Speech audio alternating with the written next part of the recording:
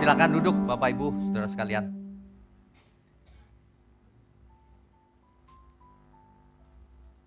Pagi ini kita sangat berbahagia kalau masih diberi kesempatan, masih sehat, semangat, meskipun ada banyak masalah. Di dalam hidup ini pasti ada masalah, saudara. Tidak mungkin tidak ada masalah. Tema kita pagi ini adalah Mission Possible. Bukan Mission Impossible ya, Mission Possible. Misi yang sangat mungkin.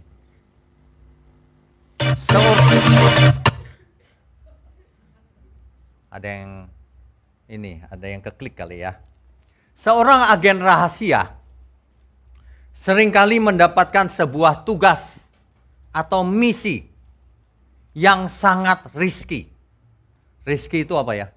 Penuh dengan resiko yang sangat membahayakan. Bahkan hampir mustahil. Dalam banyak kasus bahkan sang agen rahasia ini harus mati demi misinya itu. Tetapi sang agen ini menjalankan misinya itu dengan semangat. Ya. Segala kemungkinan sudah diperhitungkan, tapi tetap saja risikonya sangat tinggi. Sang agen bisa mati mendadak. Bisa dikeroyok, bisa terjebak dalam suatu ruang tertutup dan sebagainya. Tapi itu belum seberapa kalau dibandingkan dengan misi Tuhan Yesus yang diberikan oleh Bapa kepadanya. Tuhan Yesus diutus Bapaknya untuk melaksanakan misi yang hampir mustahil. Belum pernah terjadi sebelumnya sepanjang sejarah manusia. Bapak Ibu tidak akan pernah mendengar ada manusia, ada Tuhan yang inkarnasi menjadi manusia. Nggak pernah ada, cuma Tuhan Yesus. Tidak pernah ada yang maha tinggi mengosongkan diri menjadi manusia, nggak pernah ada. Makanya banyak sekali yang tidak percaya. Masa sih? Kan nggak masuk akal itu. Nah, banyak orang tidak konsisten. Kalau saya bertanya begini, apakah Tuhan Maha Kuasa? Ya. Artinya ia bisa melakukan apa saja? Amin. Bisa nggak ia mengosongkan diri jadi manusia? Banyak orang bilang, nggak mungkin Pak, nggak konsisten. Berarti Allahmu nggak Maha Kuasa. Tuhan itu bisa melakukan apa saja. Kalau ia mau. Kalau ia tidak mau, tidak akan bisa. Misalnya Tuhan mau berbohong, tidak bakalan bisa. Bukan karena nggak bisa, karena ia dibatasi oleh kehendaknya sendiri. Tuhan tidak pernah berkehendak menyampaikan kebohongan, tidak pernah. Itu sebabnya lawan kita si iblis itu disebut bapak segala bohong. Artinya kalau manusia bohong, bapaknya itu iblis. Kalau manusia berani bicara sesuatu bohong, bapaknya dia itu iblis. Bapak kita adalah Bapak kita di surga. Amin. Jangan bohong. Kebohongan itu hari ini luar biasa di internet. Dengan majunya teknologi komunikasi yang menyatu dengan teknologi komputer menyebabkan jaringan global tersambung. Setiap saat kita bisa menyebarkan hoax. Ya. Jadi kejahatan makin lama makin memuncak. Nanti kita akan bahas soal itu. Nah, sebenarnya Tuhan Yesus ini diutus oleh Bapaknya untuk melaksanakan janji Allah kepada manusia. Janji yang mana? Kejadian 3 ayat 15. Keturunan perempuan ini akan meremukkan kepala si ular. Dan keturunan ular ini akan meremukkan tumit keturunan si perempuan itu. Artinya apa? Artinya perempuan itu dan Adam tidak mati. Tidak mati seketika. Masih diberi kesempatan memiliki keturunan. Sebab melalui keturunannya itulah Sang Mesias akan lahir. Itulah sebabnya Tuhan Yesus berjalan ketika itu di Israel. Di dalam pelayanannya ia berkata, keselamatan datang dari orang Yahudi. Artinya bukan orang Yahudi semua selamat, bukan. Mesias lahir dari keturunan Israel. Sesuai nubuatan. Itu janji. Nah, ini sangat berat nih. Karena begitu besar kasih Allah, Allah Bapa di situ, kepada dunia ini, sehingga ia mengaruniakan anaknya yang tunggal, Tuhan kita. Tuhan Yesus, supaya barang siapa yang percaya kepadanya tidak binasa, melainkan beroleh hidup yang kekal. Itu adalah misi dari surga. Agar jangan ada yang binasa. Kalau ada yang binasa, salahnya sendiri. Bukan Tuhan yang menentukan. Bukan Tuhan melakukan predestinasi si A pasti jahat, pasti masuk neraka. Enggak. Salahnya sendiri. Ingat baik-baik itu. Hidup kita belum ditentukan oleh Tuhan. Mau jadi orang jahat atau baik, mau taat atau tidak. Belum ditentukan. Jadi jangan merasa, nasibku memang gini Pak, nggak dipakai Tuhan. Nggak ada itu begitu. Aku sudah dipilih Pak, diselamatkan. Nggak ada. Sebab itu, kalau belajar Alkitab mesti lengkap. Jangan termakan oleh teologi tertentu. Ya, amin ya. Nah, saya berharap nanti suatu hari, di langit yang baru, bumi yang baru, kita masih kumpul lagi sebagai saudara keluarga besar. Amin. Ya, itu keinginan kita. Dan keinginan Bapa di surga juga begitu, keinginan Tuhan Yesus. Jangan ada yang binasa. Ya, itu misi utama Tuhan Yesus datang ke bumi. Itu misi utamanya. Jadi misi utamanya bukan supaya kau kaya. Bukan. Supaya kau sehat. Bukan. Supaya kau selamat. Supaya kau semua jadi anak-anak Allah yang Maha Tinggi. Itu misinya. Bagaimana caranya? Misi ini hampir mustahil. Sementara manusia semakin jahat. Sejak manusia jatuh dalam dosa Adam, seluruh generasi tertular oleh natur dosa. Sampai hari ini. Kodrat dosa atau natur dosa turun-temurun sampai ke kita hari ini. Orang percaya pun memiliki natur dosa dalam dagingnya. Ingat itu. Makanya banyak sekali orang yang KTP-nya Kristen, kelakuannya bukan Kristen. Selingkuh, poligami, korupsi, jahat sama sesama, nipu, ngomong hoax, memfitnah ke kiri ke kanan, di internet, kusak-kusuk, si itu selingkuh tuh. Waduh, edan orang ini. Lebih jahat dari orang dunia. Ada amin? Jangan sampai kita melakukan hal itu. Hidup ini cuma satu kali, pendek lagi. 70-80 tahun. Kalau bisa panjang ya 100 tahun.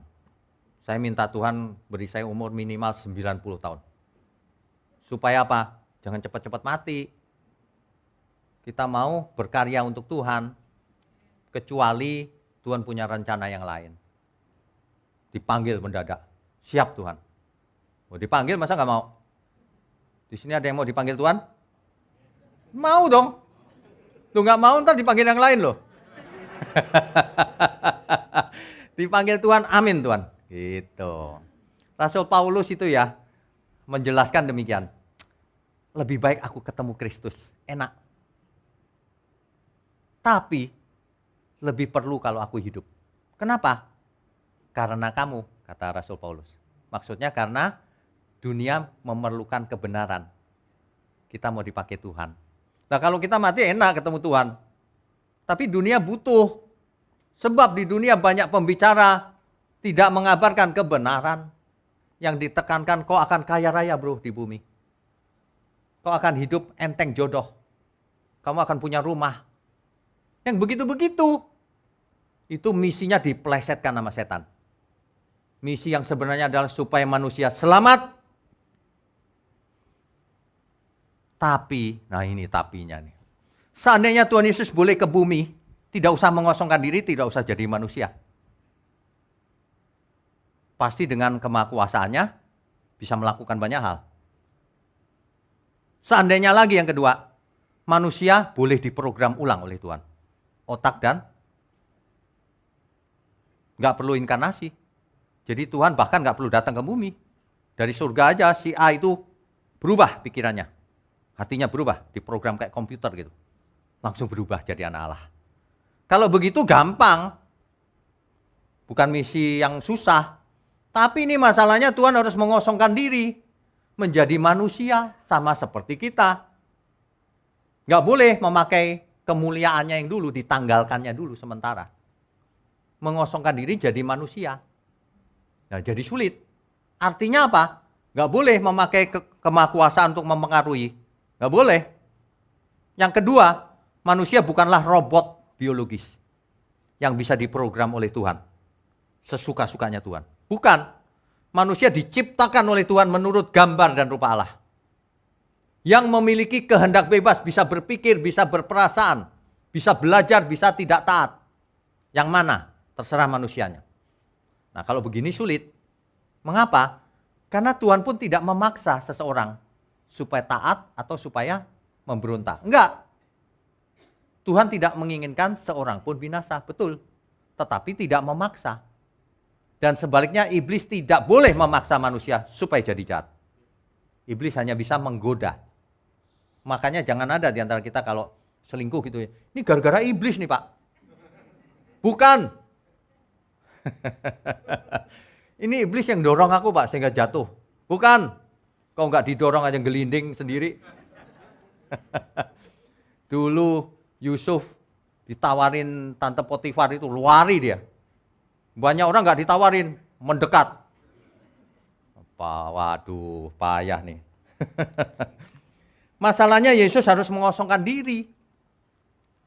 Dan mengajar, memberi teladan. Susah banget. Udah tahu Israel tegar tengkuk. Gimana caranya ini? Iya kan? Justru itulah keluar biasaan proses keselamatan ini. Yang kalau kita mengerti dengan benar, kita masuk ke dalam proses yang luar biasa itu. Banyak orang tidak mengerti, udah Kristen udah selamat. Belum. Kalau cuma KTP-nya Kristen, belum selamat itu. Ya. Bayangkan Tuhan Yesus mengosongkan diri jadi manusia. Akibatnya dicemooh, dihina, difitnah. Sampai hari ini loh difitnah Tuhan Yesus. Di YouTube saya itu ada yang komentar tuh, wah ratusan ribu yang komentar. Ini pendeta, Yesus manusia kok dijadikan Tuhan. Dari situ saya sudah tahu, dia nggak dengar khotbah itu. Asbun. Asal jeplak. Sebab kalau dia dengar khotbah saya, bukan manusia yang dijadikan Tuhan. Allah mengosongkan diri menjadi manusia. Jangan dibulak-balik. Ya, manusia itu kalau nggak suka kebenaran tuh memang gitu. Jadi miring pikirannya. Di depan mata ada kebenaran, nggak tahu dia, nggak mengerti. Memang begitu. Makanya kita bersyukur kalau hari ini kita bisa percaya Tuhan. Meskipun percayanya belum berkualitas. Tapi sudah mulai masuk ke proses keselamatan. Ya, amin ya. Ini luar biasa loh. Jadi ya, yang membuat sulit itu, yaitu tadi. Satu, Tuhan Yesus harus mengosongkan diri jadi manusia biasa. Jadi sulit. Ibrani 2 ayat 17. Ibrani pasal 2 ayat 17. Saya bacakan ya. Itulah sebabnya, maka dalam segala hal ia harus disamakan dengan saudara-saudaranya. Supaya ia menjadi imam besar yang menaruh belas kasihan dan yang setia kepada Allah. Untuk mendamaikan dosa seluruh bangsa. Perhatikan baik-baik. Ia harus disamakan dengan saudara-saudaranya. Siapa? Manusia. Ia harus disamakan dengan manusia. Ngantuk, lapar, kalau dipukul sakit, bisa dihina. Sama persis, disamakan. Ya, apalagi yang bisa kita dapat di situ? Untuk mendamaikan dosa seluruh bangsa. Bukan hanya bangsa Israel. Semua bangsa ditawarin oleh Tuhan. Keselamatan itu. Itu yang pertama. Yang kedua, kalau manusia itu boleh diubah secara sepihak oleh Tuhan, yang jahat tiba-tiba, ting, jadi baik. Wah, enteng misinya. Tapi ini tidak. Tuhan tidak boleh memprogram secara sepihak, secara mujizat manusia berubah. Enggak begitu sistemnya. Aturan main yang Tuhan buat, hukumnya tidak begitu. Hukumnya adalah barang siapa menabur, dia menuai. Artinya setiap orang harus menabur. Harus berusaha. Harus memberikan diri, all out, semuanya untuk Tuhan. Nah, jadi sulit. Manusia tidak dijadikan robot biologis yang bisa diprogram oleh Tuhan. Bukan. Kenapa sih Tuhan menciptakan manusia seperti itu? Sudah pernah saya jelaskan sih. Saya ulangi lagi. Kalau seorang gadis ngincer seorang pria yang baik banget, karakternya matang. Tapi pria itu nggak mau sama gadis itu. Gadis itu merana. Ini cuma umpama ya, saudara ya. Ini cuma ilustrasi. Lalu ia pergi ke dukun. Dukunnya bilang gampang. Itu mah gampang. Bawain aku ayam goreng. Kalau ayam hitam nggak enak kan, ayam goreng. Biar enak. Sama bayar syarat. Oke, bayar. Terus si pemuda diguna-guna. Si pemuda dari jauh kalau lihat gadis itu, iya, jadi aku cinta kau. Di jalanan aja ngomong sendiri, aku cinta itu. Kira-kira si gadis suka nggak? Kalau sampai si gadis itu, yes, dia sekarang cinta aku. Oh, sakit jiwa dia. Karena si pemuda cinta gara-gara guna-guna. Betul? Dalam kasus lain, Mr. Bean. Mr. Bean di hari Natal, dia pergi ke toko. Pesan ini buat hadiah Natal. Bungkus yang rapi. Terus ditulisin kepada Mr. Bean. Kepada dirinya sendiri. Dia pesan banyak hadiah kepada dirinya sendiri. Terus dia pulang. Sampai di rumah. Yeay, dapat hadiah. Dibuka, yeay, asik. Kartunya digantung-gantungkan gitu kan film itu. Yeay, sakit jiwa nggak? Lah kok teologi ada yang mengajarkan Tuhan seperti itu. Manusia itu Tuhan yang menentukan. Kalau dia taat, itu pun karena Tuhan. Digerakkan. Tangan digerakkan, semua digerakkan Tuhan nih, cuma kita nggak tahu aja. Jadi manusia nggak punya kehendak bebas katanya. Kalau manusia nggak punya kehendak bebas, padahal manusia disuruh mencintai Tuhan, artinya itu skenario Tuhan. Jadi kalau ada manusia yang aku mengasihimu Tuhan, lalu malaikat bertepuk tangan, lalu Tuhan, yeay, memangnya sakit jiwa. Nanti si Yudas bisa komplain nanti. Yudas waktu dihakimi, ditanya, kenapa kau mengkhianati aku? Yudas bilang, lu kan Tuhan yang menentukan. Kan predestinasi Tuhan. Lalu Tuhan bilang gini, jangan bilang-bilang. Pokoknya kau salah. Emang begitu? Pribadi Tuhan itu agung. Jangan kau pikir pakai pikiranmu sendiri yang picik itu. Tuhan menentukan skenarionya semua. Yang ini bakal binasa, yang ini bakal selamat. Enggak. Baca Alkitab secara utuh. Waduh. Ini menyebabkan misi yang diberikan Tuhan gagal pada manusia tertentu karena manusianya kemakan oleh teori itu. Tidak all out untuk Tuhan. Gampang kok kalau ngetes itu.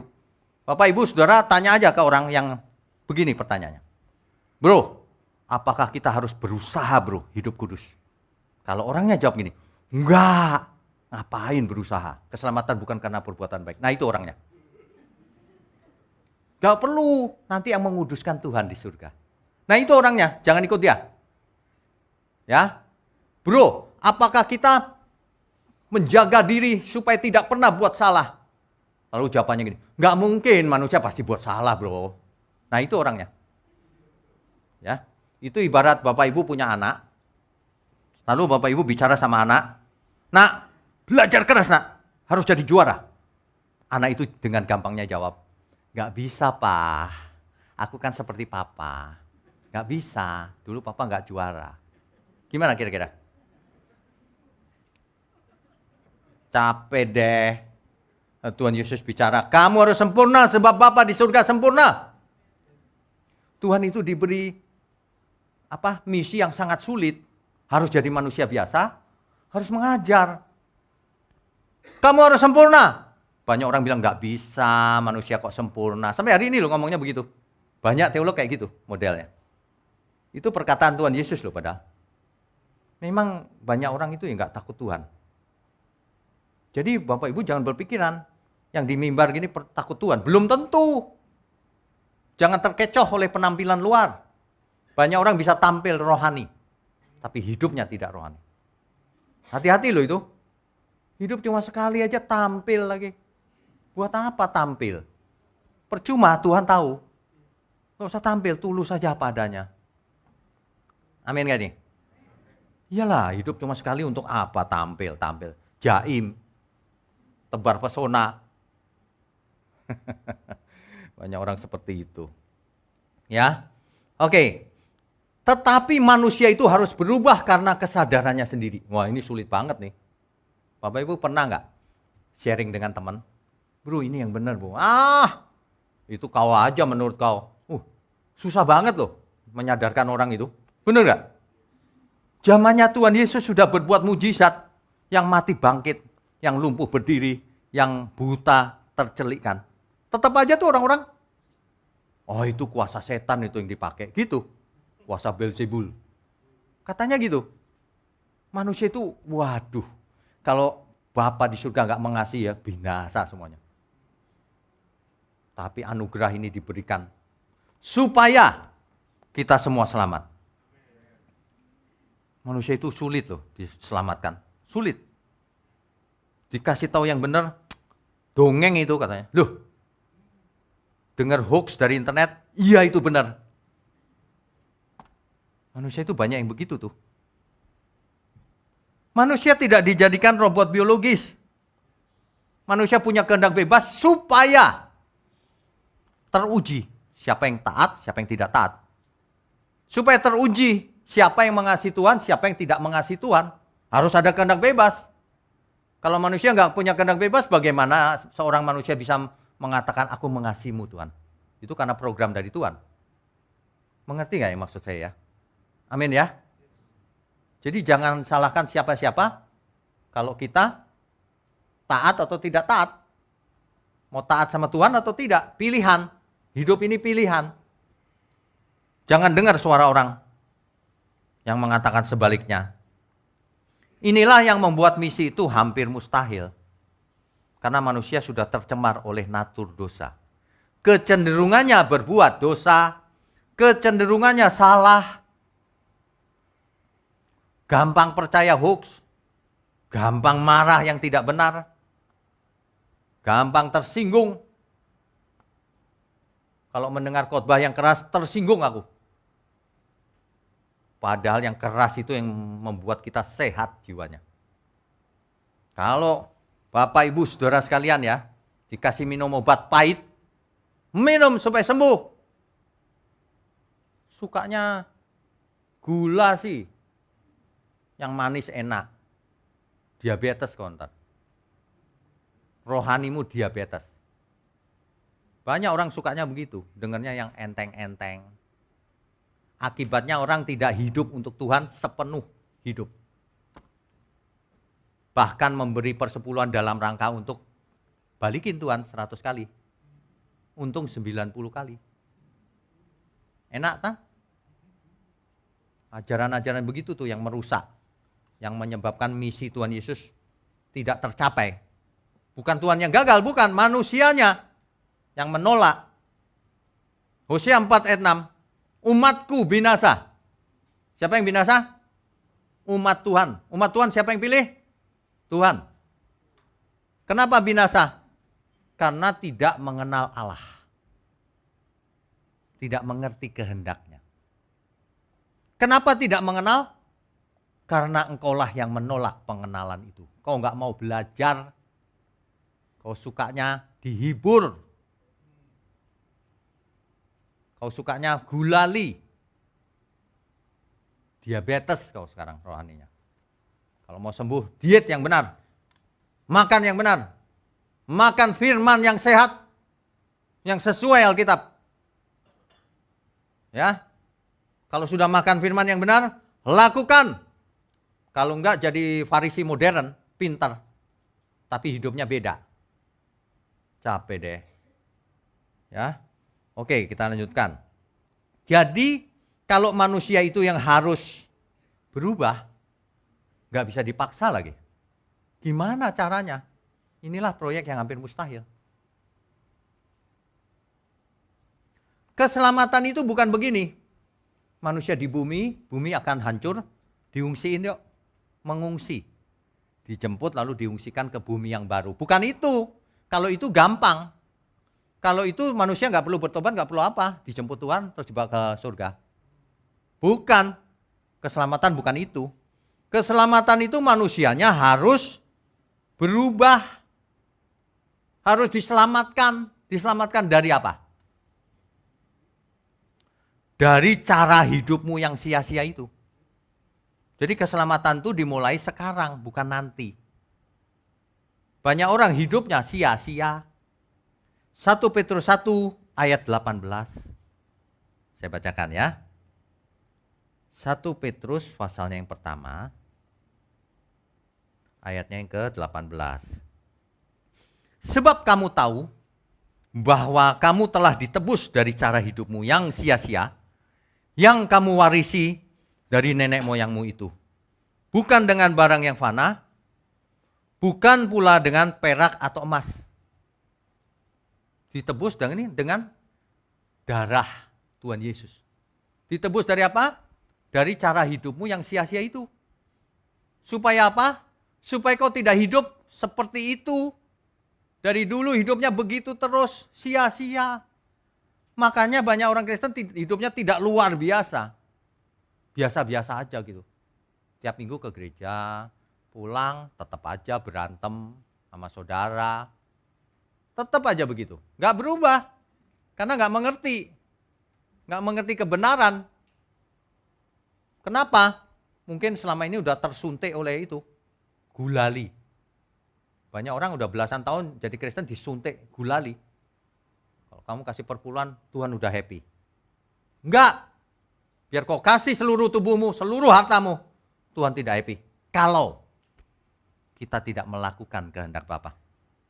Kalau kita tidak hidup benar, yang menyenangkan Tuhan, tidak mungkin. Tuhan tidak butuh uang. Ingat itu, Tuhan tidak butuh. Tuhan butuh hati kita. Amin. Supaya kita menjadi anak-anak Allah. Bagaimana cara jadi anak-anak Allah? Seseorang harus memberi diri, dipimpin oleh Roh Kudus. Harus berubah, real, faktanya harus berubah. Bukan daftar di gereja, KTP-nya Kristen, dibaptis. Bukan hanya itu. Berubah. Kalau enggak, Tuhan datang ke bumi, disalib, sia-sia untuk saudara. Karena salib Tuhan Yesus, pengampunan Tuhan Yesus hanya berlaku untuk orang yang bertobat. Tapi ditawarkan untuk seluruh manusia. Tapi hanya efektif kalau manusianya bertobat. Dicatat baik-baik tuh, Kisah Rasul 3 ayat 19. Supaya kita berjaga-jaga, berbalik bertobat. Supaya dosamu diampuni. Masih banyak loh di luar sana. Tuhan Yesus mati di kayu salib, aku sudah jadi Kristen, selamat. Enggak baca Alkitab itu. Tuhan mati di kayu salib itu menawarkan keselamatan kepada seluruh manusia. Tapi yang benar-benar selamat adalah yang bertobat. Kalau hidup di dalam dosa terus artinya tidak bertobat. Jadi keselamatan itu mengubah manusia sejak sekarang. Untuk apa? Untuk mengenakan kodrat ilahi. Supaya kita berkarakter ilahi. Jadi diselamatkan itu bukan cuma fisiknya dibawa ke surga. Untuk apa fisik dibawa ke surga? Diselamatkan itu cara hidupnya, mindsetnya, karakternya, kodratnya diganti. Dahulu kau berkodrat dosa. Sekarang kenakan kodrat ilahi. Itulah pertobatan yang sejati. Mengenakan kodrat ilahi. Bukan dulunya gak suka ke gereja, sekarang ke gereja. Belum. Bertobat yang sesungguhnya setelah kita mengenakan kodrat ilahi. Dimanapun. Jangan sampai kalau di gereja, iya, aku berkodrat ilahi. Shalom. Tapi keluar dari gereja, di mall, baru ke mall, udah lupa. Saya pernah ceritakan, teman saya yang pendeta, sampai mall dia lupa kalau dirinya pendeta loh. Saya bingung, kok ada ya orang lupa bahwa dirinya itu hamba Tuhan ya? Waduh, jemaat pasti ada beberapa yang begitu. Pagi ini, ayo kita berubah. Ya, jangan cuma mengerti dengan pikiran, harus hidup di dalamnya. Kebenaran itu bukan teori. Kebenaran itu harus dikenakan dalam hidup kita. Sehingga kita menjadi orang-orang benar. Sebab Tuhan kita adalah Tuhan kebenaran. Roh yang ditempatkan dalam diri kita, Roh Kudus adalah roh kebenaran. Firman yang ditulis dalam Alkitab adalah firman kebenaran. Makanya kita harus jadi anak-anak Allah, anak-anak kebenaran. Yang hidupnya benar di mata Tuhan. Jangan sampai terbalik, hidupnya jahat di mata Tuhan. Ya. Kalau cuman ritual di gereja, liturgi itu gampang. Jadi sementara manusia berkodrat dosa, kecenderungannya berbuat dosa, dan ia memiliki free will, kehendak bebas, itulah yang sulit ditaklukkan. Bagaimana caranya manusia bisa menjadi anak Allah? Sedangkan Tuhan harus mengosongkan diri jadi manusia. Bagi sebagian orang yang mendengar, ini mission impossible nih. Sesuatu yang nggak mungkin. Tapi semuanya mungkin. Semuanya mungkin. Itu berat loh. Jangan berpikir, dia Tuhan Pak, jadi gampang. Sedang mengosongkan diri jadi manusia. Ya, itu sebabnya kalau segala sesuatu tidak ada yang mustahil bagi Tuhan. Apalagi ketika Tuhan yang mengerjakannya. Tapi bukan berarti ringan atau gampang. Ya, bukan berarti itu. Nah, ketika Tuhan Yesus inkarnasi di bumi, jadi manusia biasa. Dia mau mempengaruhi seluruh dunia agar selamat. Bagaimana caranya? Sulit loh. Dia ambil murid-murid 12. Murid-muridnya orang sederhana. Nelayan, pemungut cukai, yang pendidikannya nggak tinggi. Gimana? Gimana caranya dunia diubah dengan cara begini? Tapi itulah yang dilakukan Tuhan Yesus. Bagaimana caranya? Inilah yang mesti kita teladani. Tuhan memberikan hidupnya. Ia tidak boleh menggunakan keilahiannya. Ia sebagai manusia. Ia mengambil murid yang manusia biasa. 100% manusiawi seluruh murid-muridnya. Yang bisa marah, bisa berkhianat, kalau bisa bandel, bisa maunya sendiri, nggak ngerti-ngerti, diajarin. Bagaimana mau menyelamatkan dunia dengan begini? Tapi Tuhan Yesus melakukannya dengan taat. Bahkan taat sampai mati di kayu salib. Coba bayangkan, Tuhan Yesus memulai pelayanannya dengan 12 murid yang tidak berpendidikan. Bagaimana mempengaruhi manusia sedunia sepanjang zaman sampai hari ini. Buktinya hari ini, sebagian besar umat manusia mengenal Tuhan Yesus. Tokoh-tokoh sejarah lenyap, tidak ada pengikutnya, siapapun. Lenyap, tapi Tuhan Yesus masih pengikutnya sampai sekarang. Amin ya. Inilah yang kita perlu cermati baik-baik. Bahkan hari ini kalender dibagi dua loh. Kalau bahasa Inggris itu ada namanya AD, Anno Domini. Artinya sebelum Masehi. Artinya tahun Tuhan kita. Dan sesudah Masehi. Ya. Jadi kalau tadinya before Christ itu adalah sebelum Kristus. Nah, setelah Kristus Anno Domini. After Christ, tahun Tuhan kita. The year of my Lord. Ya. Bayangkan, kalender aja mencatat loh. Jadi kalau ada orang yang berkata begini, itu dongeng kali. Jadi kalender kita itu apa? Itu mencatat. Ya. Hari ini seluruh dunia sebagian besar ikut Tuhan Yesus. Ini nggak bisa dicapai loh kelihatannya, tapi buktinya tercapai. Buktinya tercapai. Yang Tuhan Yesus berikan adalah menjadi teladan. Itu dia, kuncinya di situ, menjadi teladan. Jangan banyak omong, menjadi teladan. Dan tentu saja mengajarkan kebenaran. Dua hal itu sangat penting. Gereja hari ini yang tidak mempunyai dua-duanya, itu bukan gereja yang baik. Harus mengabarkan kebenaran yang murni. Alkitabiah. Yang kedua, gembala dan pelayan-pelayan Tuhannya harus menjadi teladan. Ingat baik-baik loh, seluruh pelayan harus jadi teladan. Jangan sampai melayani seperti bertugas gitu. Harus jadi teladan. Dua hal ini tidak boleh, tidak ada dalam gereja. Terutama gembalanya harus jadi teladan, tidak pernah buat salah. Sebab kalau gembalanya tersandung, seluruh jemaatnya tersandung. Kemarin ada yang telepon sama saya.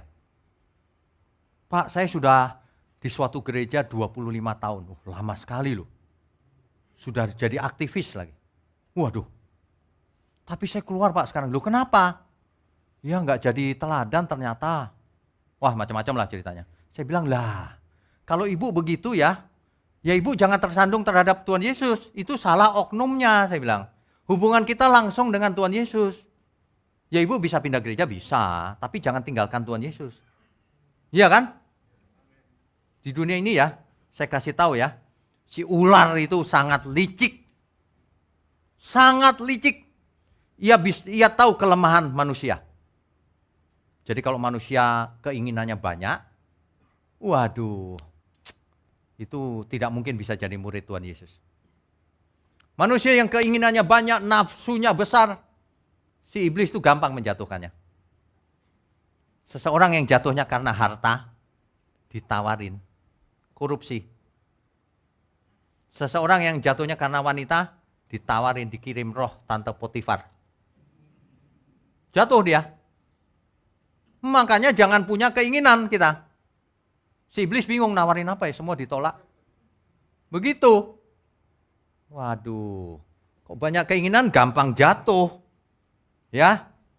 Itu yang membuat mission jadi impossible itu. Manusianya. Manusianya banyak keinginan, bandel, tidak mau bertobat, tidak mau belajar. Tuhan Yesus memberikan dirinya, mengajarkan kebenaran, dan memberikan teladan. Para rasul yang tadinya hanya seorang nelayan, tidak pendidikannya tidak tinggi, akhirnya rela mati untuk Tuhan. Waduh, itu artinya para rasul mulai mengabarkan kebenaran dan menjadi teladan. Hari ini, bagaimana dengan kita? Jangan ada di antara kita yang berkata, aku tidak mungkin berubah, Pak. Bapak, Ibu, Saudara ya, percaya atau tidak, ada orang yang ngotot sama saya. Gak bisa berubah, Pak, manusia itu. Gak bisa. Ya, beberapa hari yang lalu ngotot sama saya. Gak bisa manusia. Gak berubah itu gak bisa. Gitu. Waduh, saya sampai gini, kenapa gak bisa, Pak? Ya gak bisa pokoknya loh. Jadi perintah Tuhan kok anggap enteng? Iya tapi nggak bisa. Ya ada dua macam orang sih memang di dunia ini. Orang yang sangat pesimis, apa aja nggak bisa katanya, belum dikerjakan. Yang kedua, bisa Tuhan, padahal sulit, tapi siap Tuhan. Begitu. Kita semua harus begitu. Tuhan berkata apa saja, siap Tuhan. Katakan amin. Begitu. Jadi kalau kita punya anak, nak kau belajar ya nak, siapa? Wah mantap. Itu. Kalau anaknya nggak bisa Pak, itu susah itu. Aduh, jadi orang tua bisa muntah darah lama-lama. Kan ada anak yang sulit diajarin ya, bandel gitu. Aduh, kasihan orang tuanya. Tidak mungkin Pak manusia hidup kudus nanti di surga dikuduskan. Apa aja nggak mungkin ya, percuma kalau gitu kau dengar firman. Tuhan memberikan teladan supaya kita menjadi seperti Dia. Ya, Tuhan Yesus bagaimana Tuhan mengerjakan misinya itu? Ia mengerjakan seluruh kehendak Bapaknya.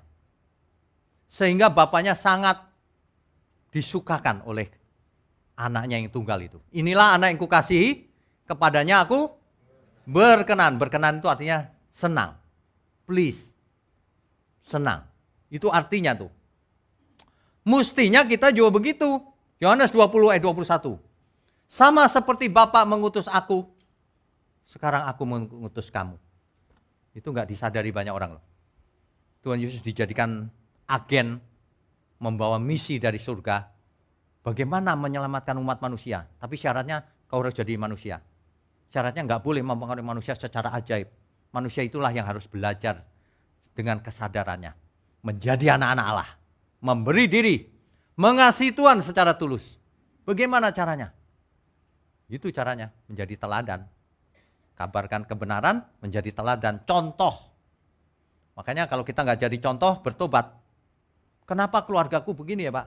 Mungkin ada salah kita juga selama ini. Mungkin. Harus dibereskan. Ya, diajak ngomong baik-baik. Jangan tersandung dengan hoax, percuma. Setan itu memang produksi hoax. Sejak di Taman Eden. Di Eden, setan bikin hoax loh. Kebenarannya adalah kalau kamu mau makan buah itu, kamu mati. Si setan bikin hoax. Sesungguhnya kalau kamu makan, kamu gak mati. Tapi jadi seperti Allah. Lah kok manusia sukanya hoax? Jatuh dalam dosa. Hari ini juga begitu. Apapun yang saudara dengar, periksa. Periksa. Apakah itu kebenaran atau bukan. Oleh sebab itu saya sering menganjurkan ya, Bapak Ibu saudara semua, baik saudara teolog, apologet, seorang konselor, apapun saudara, dengarkan 7 natur kebenaran. Sudah saya khotbahkan di truth.id channelnya, 17 sesi. Kalau itu bisa didengar, lengkap. Tidak mungkin bisa dibohongin oleh si iblis sekalipun. Contoh sederhana, natur yang pertama, kebenaran itu sesuai fakta. Kalau orang bicara A, sesuai fakta enggak? Kalau enggak, biar malaikat turun dari surga, itu setan pasti. Iya, saya serius ya. Jadi kalau ada orang yang bicara, aku mendengar suara Tuhan. Kemarin saya dikirimin gitu lagi bicaranya, orang lain lagi padahal. Aku mendengar suara Tuhan. Saudara yang sudah disuntik vaksin ini, cairan-cairan itu antikris saudara. Bertobatlah saudara. Suruh bertobat habis vaksin. Saya pastikan itu bukan suara Tuhan, suara setan itu. Kenapa? Tidak sesuai fakta. Hoax. Saya sudah disuntik 4 kali. Apakah saya jadi antikris? Aneh. Itu aneh banget loh, manusia itu aneh. Gampang ditipu oleh iblis. Makanya jemaat harus cerdas membedakan ini penipuan, yang ini enggak. Gitu. Yang ujungnya duit terus penipuan tuh. Yang ujungnya hoax, tipu sana tipu sini, gusak-gusuk, pencemooh, itu setan itu pasti gerombolannya. Kalau kebenaran itu menyelamatkan jiwa-jiwa. Mengubah mindset agar menjadi seperti Tuhan Yesus. Amin ya. Beri kemuliaan untuk Tuhan.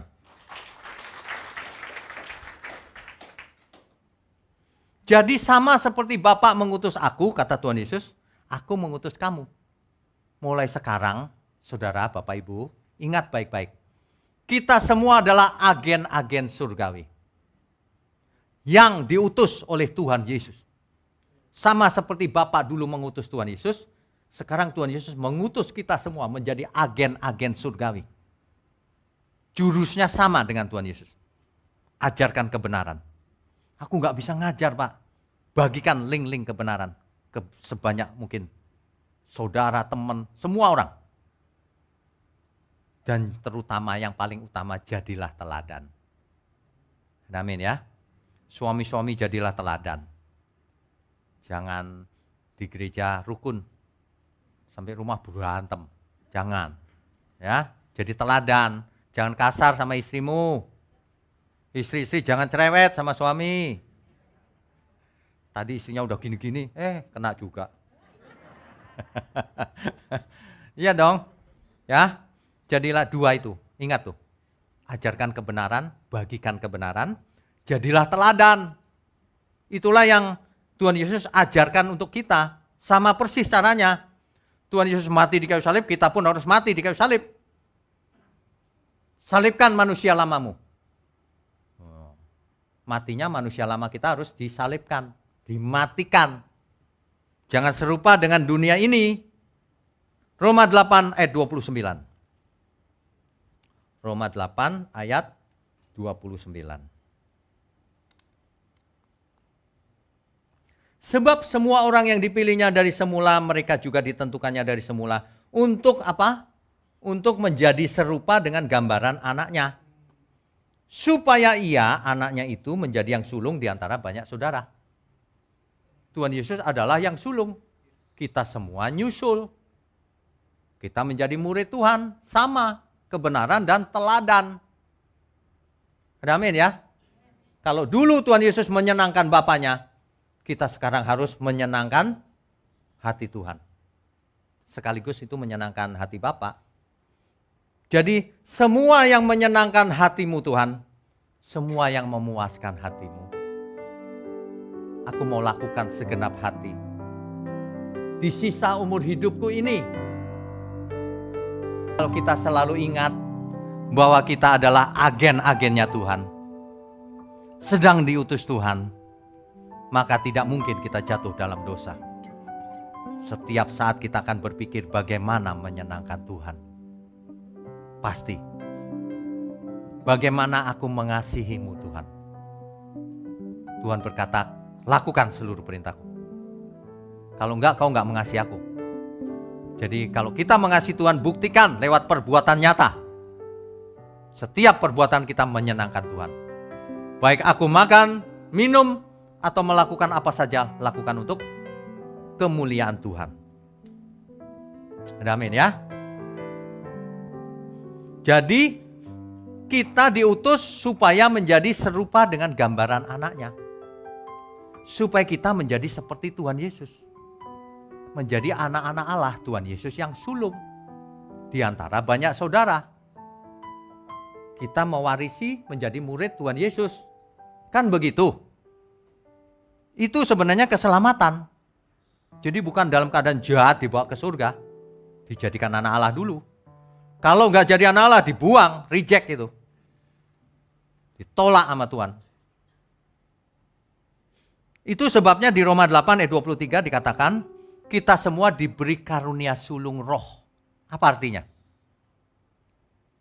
Kita diberi karunia sulung roh. Supaya kita menjadi seperti yang sulung, itu maksudnya. Ya, supaya kita menjadi seperti yang sulung.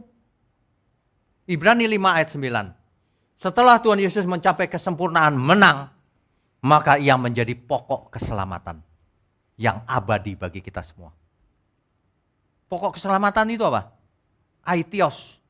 Aitios itu adalah composer, autor, penggubah. Jadi kalau kita mau menjadi seperti Tuhan Yesus, mesti dicangkokkan ke dalam Tuhan Yesus. Menyerap makanan dari Tuhan Yesus. Firman-Nya. Itu sebabnya firman Tuhan berkata, jika engkau tetap di dalam firman-Ku, kau benar-benar adalah murid-Ku. Dan jika kamu murid-Ku, kamu akan mengerti kebenaran. Dan kebenaran itu akan memerdekakan kamu. The truth will set you free. Itu. Jadi sebenarnya pagi ini kita mendengar kebenaran udah mulai utuh. Seharusnya kita mengerti. Kalau sudah mulai mengerti, ingat yang kedua, jadilah teladan. Jangan cuma mengerti di pikiran, nanti jadi orang Farisi. Ya, hidup ini memang tidak gampang sih. Ada banyak masalah, masalah ekonomi, masalah keluarga, masalah di gereja pelayanan, banyak fitnah, banyak yang jahat juga. Waduh, dunia ini gelap. Kita harus terang di tengah-tengah kegelapan. Harus memancar terang. Itu sebabnya hidup ini perjuangan, perlombaan yang diwajibkan. Wahyu 3 ayat 21, coba kita baca.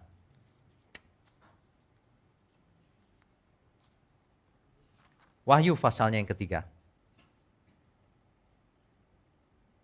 Ayatnya yang ke-21. Barang siapa menang. Bapak Ibu Saudara kalau mendengar ayat ini, barang siapa menang, artinya kita harus berjuang supaya menang. Barang siapa menang, ia akan kududukkan bersama-sama dengan aku di atas tahtaku.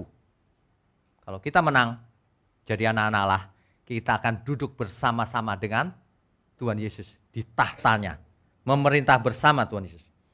Sebagaimana aku pun telah menang dan duduk bersama-sama dengan Bapakku di atas tahtanya. Perhatikan tuh, sebagaimana aku telah menang. Artinya kita harus menang seperti Tuhan Yesus menang. Mengabarkan kebenaran, menjadi teladan, taat sampai mati. Itu artinya, ingat kita agen loh. Tuhan Yesus yang sulung, kita agen-agen berikutnya. Yang harusnya menjadi prototipe anak Allah di bumi ini. Ini loh kalau mau lihat anak Allah yang begini nih. Gitu. Jadi kita mulai sekarang harus berubah total ya. Selama ini bicara transformasi dan sebagainya, nggak ada yang berubah manusianya. Kok berubah itu ya, lihat orang susah itu, aduh Tuhan terbeban. Kalau kita mampu ya kita tolong, jangan pelit. Ya, ada pekerjaan Tuhan kita dukung.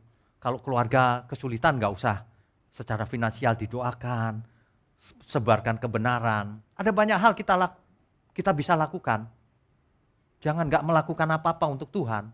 Bukan soal uang. Bahkan kalau ada jemaat yang kesulitan, hubungi kita. Kalau soal sembako kita pasti supply tiap bulan, nggak ada masalah. Selama kita masih ada, jangan khawatir. Selama kita masih hidup, kita akan saling menolong, tenang aja. Ya, tapi hiduplah benar. Itu tidak bisa diwakilkan kalau hidup benar. Nggak bisa ditolong gitu. Ini ku kasih pahala sedikit buat dia. Transfer pahala. Nggak ada, masing-masing dihakimi Tuhan. Apakah aku berkenan ya Tuhan? Ingat ya, di sini ada tulisan agen surgawi. Mulai sekarang. Saya perhatikan ya, banyak orang jadi agen MLM. Enggak apa-apa, tapi rajinnya luar biasa loh. Dia telepon ke orang ya, dia bikin list nama. Mau nggak kita ketemu, ada bisnis nih. Bisnis apa? Entar deh pokoknya. Kan gayanya gitu tuh. Rajin banget cari downline. Jadi agen surgawi nggak rajin malan. Ini bagaimana sih? MLM cuma dapat berapa? Ini dapat hidup kekal. Amin? Cari downline yang banyak. Untuk Tuhan, bukan untuk kita. Ya, amin ya. Iya, ingat ya mulai sekarang ya. Di sininya agen surgawi. Kalau di sini ada tempel ya, misalnya kita bikin beneran gitu ya. Agen surgawi. Berani nggak? Berani nggak di mana-mana kita lalu matanya jelalatan. Terus nipu orang gitu. Nanti orangnya bilang itu tulisannya apa? Oh ya. Nggak usah ditulis, ada di hati kita. Agen surgawi. Amin ya. Begitu. Pagi ini ya. Aduh. Kita semua itu agen surgawi loh. Sebenarnya yang namanya iman itu. Artinya bukan hanya kita percaya Tuhan. Artinya kita bisa dipercaya sebagai agen surgawi. Itu artinya iman. Kalau seseorang tidak bisa dipercaya, itu tidak beriman orang itu pasti. Itu artinya iman sebenarnya itu. Ya. Kenapa murid-murid Tuhan Yesus sampai berani mati? Menjadi teladan, mengajarkan kebenaran. Kenapa kita harus demikian juga? Sebab kita tahu nanti Tuhan Yesus datang kembali. Sebab kita tahu nanti kita bersama Dia selamanya. Jadi kalau hari ini harus menderita, penderitaan zaman sekarang tidak bisa dibandingkan kemuliaan kelak. Nggak bisa. Makanya sekarang hidup kita harus semangat, kerja keras, harus sukses. Banyak uang kalau bisa, tapi untuk berkat orang lain. Amin ya. Sambil menantikan kedatangan Tuhan Yesus. Ku menantikan Engkau Tuhanku. Mestinya begitu. Ingat, kita menantikan Tuhan, jangan lupa lagi. Ya. Ku menantikan Engkau Tuhanku, permata hati kesayanganku. Sekian lama Engkau ku rindukan, bilakah kita bertemu? Tempatku tetap di rumah Bapa, pelabuhanku hanya di sana. Engkau janjikan segera kembali menjemputku pulang. Saudara, kata-kata pulang itu membuat kita merasa tenang. Suatu hari kita pulang, bukan gentayangan. Pulang ke rumah Bapa. Amin ya semua ya. Sekarang kita, bagian kita, agen surgawi. Aku mau mengajarkan kebenaran, menyebarkan kebenaran, agar sebanyak mungkin jiwa terselamatkan. Dan aku mau jadi teladan, dimanapun, kapanpun, dalam segala hal. Di gereja, di rumah, dimanapun, dalam segala aspek kehidupan. Amin. Inilah agen-agen surgawi. Mari saya jemput semua untuk bangkit-bangkit berdiri. Ku menantikan Engkau Tuhanku. Ku menantikan Engkau Tuhanku, permata hati kesayanganku. Sekian lama Engkau ku rindukan, bilakah kita bertemu? Tempatku tetap di rumah Bapa, pelabuhanku hanya di sana. Engkau janjikan segera kembali menjemputku pulang. Saudara sekalian, pagi menjelang siang ini kita diingatkan bahwa kita semua adalah agen-agen surgawi, sedang diutus oleh Tuhan Yesus. Kabarkan kebenaran, bagikan kebenaran, dan jadilah teladan dimanapun saudara berada. Bertobat, suami, istri, anak, orang tua, bertobat semuanya. Jadilah keluarga-keluarga di dalam Tuhan. Jangan tunda untuk bertobat.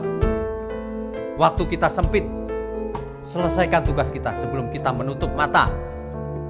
Cari sebanyak mungkin jiwa. Jadilah teladan saudara. Dimulai dari lingkungan kita yang paling kecil, keluarga, sampai membesar ke lingkungan kantor, teman-teman, saudara, dan seluruh dunia. Amin ya saudara. Ku menantikan Engkau Tuhanku, permata hati kesayanganku. Sekian lama Engkau ku rindukan, bilakah kita bertemu?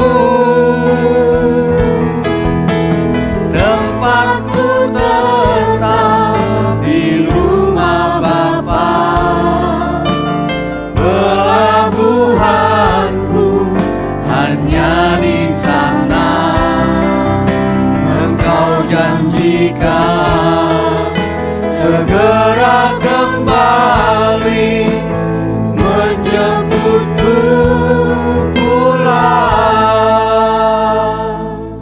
Bapa di surga, kami sungguh mengucap syukur kalau kami disadarkan bahwa kami adalah agen-agen surgawi, bahwa kami sedang diutus oleh Tuhan Yesus untuk menjadi serupa dengan Tuhan Yesus dan kelak memerintah bersama di langit yang baru, bumi yang baru. Mohon ampuni ketidaktepatan kami selama ini. Ajari kami terus Tuhan. Kami mau memberi diri untuk dipimpin oleh Roh-Mu. Terima kasih Bapa. Mohon berkati setiap tangan yang mendukung pekerjaan-Mu ini, yang menjadi penyalur-penyalur kebenaran, yang menjadi teladan dimanapun mereka berada. Terima kasih Bapa, terima kasih Tuhan Yesus. Kami mau angkat tangan kami mau sambut segala berkat. Kami sambut segala berkat, berkat jasmani, berkat rohani, sehat, umur panjang, untuk kemuliaan Tuhan. Di dalam nama Bapa, Putra, dan Roh Kudus. Haleluya, semua yang percaya katakan amin. Silakan duduk Bapak Ibu. Saudara sekalian, bicara soal kebenaran, setiap orang merasa benar. Makanya semua kecap dinomor satukan. Ada orang yang mengatakan saya paling benar, ini paling benar, itu paling benar. Mana sebenarnya yang paling benar? Oleh sebab itu, hadiri seminar 7 natur kebenaran dan aplikasinya. Seminar ini wajib dihadiri oleh para teolog, apologet, pengkhotbah, bahkan oleh para jemaat sendiri, agar kita bisa membedakan manakah yang benar, manakah yang salah. Inilah alat uji kebenaran yang sangat objektif dan alkitabiah. Pastikan saudara ikut dan ajak seluruh saudara dan sahabat-sahabat. Bapak-bapak dan ibu-ibu yang terkasih dimanapun berada, yuk kita belajar pelajaran Alkitab bersama secara online setiap hari Rabu jam 7 malam bersama pendeta Bapak Wignio Tanto secara online, bisa melalui Zoom. Tetapi kita harus mendaftarkan dulu ke nomor berikut ini. Selamat bergabung dan Tuhan Yesus memberkati.